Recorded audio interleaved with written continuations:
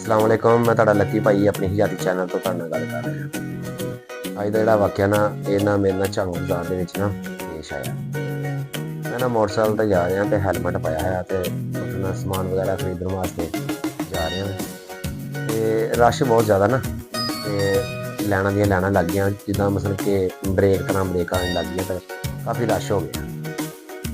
हो गया तो उत्थे ना जिहड़े मतलब कि सिक्योरिटी गार्ड होंदे ना सिक्योरिटी गार्ड दे विच ना इक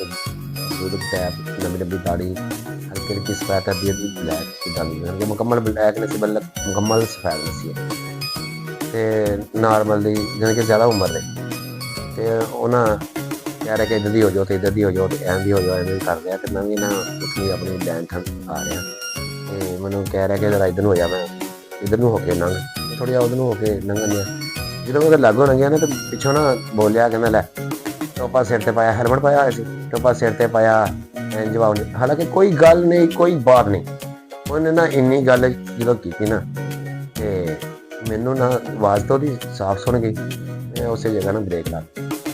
मैं ब्रेक ला के ना मैं हैलमेट उतारिया तो मैं उन्होंने आवाज़ मारी मैं कहा बाई गल सुन ठीक है ना बड़े इज्जत और एहतराम में आवाज़ मारी मैं कहा भाई गल सुन मैं जो उन्हें देखा कि हुण इन्हें गल सुन ली हुण शर्मिंदा जिहा हो गया मैं कहा भैन मैं तुहानूं कोई गल कही कहंदा नहीं मैं कहा कोई मैं गलत लैन च आया कहंदा नहीं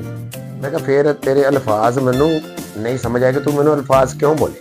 कहंदा यार कि ना उस इन्ना शर्मिंदा हो गया ना उस बंदा कि ना मुड़ के ना उन्होंने गल ना आई मैं कहा भैन चलो छड्डो मतलब कि मैं माजरा चाहुंदा उन्हें कहा है तो मेरे तो सियाणी उम्र का सी उन्हें माजरत की मैं लेकिन गल कि मैं यार गल इत्थों ही आण के गल वध जांदी कोई गल नहीं कोई बात नहीं कहना ना तुरे जाते ही लड़ पे हालांकि सिर्फ एक दो अल्फाज होंगे आ जिन्होंने तो ना अगला बंदा भी दरगुजर ना करे तो दूसरा बंदा भी दरगुजर ना करे तो गल वध जाती उस बंदे नूं चाहीदा सीगा कि तू इंतजामिया च खड़ा तेरा काम है कि ठीक है हर बंदा लैन जा रहा जा लेकिन तेरा की ਉਹਦੇ ਜਿਹੜਾ ਹੁੰਦਾ ਕਮਾਂਡਸ ਕਸਮ ਦਾ कि तू इन्हें टोपा पाया सिर ते इन्हें इंजवा इंजवा वो कमर्स करन दा उन्होंने की फायदा मिल रहा सी लेकिन शर्मिंदगी बाद च बहुत ज़्यादा हुई शर्मिंदगी का बाद का की फायदा कि जो पहले अल्फाज इंसान ने बोले ना होन सोच के इस वास्ते सियाने की कहावत ने पहले सोचो फिर बोलो ठीक है ना इस वास्ते छोटिया छोटिया ਜਿਹੜੀਆਂ ਕੰਮ ਹੁੰਦੇ ना एक तो ही ਕੰਮ ਵੱਧਦੇ ਹੁੰਦੇ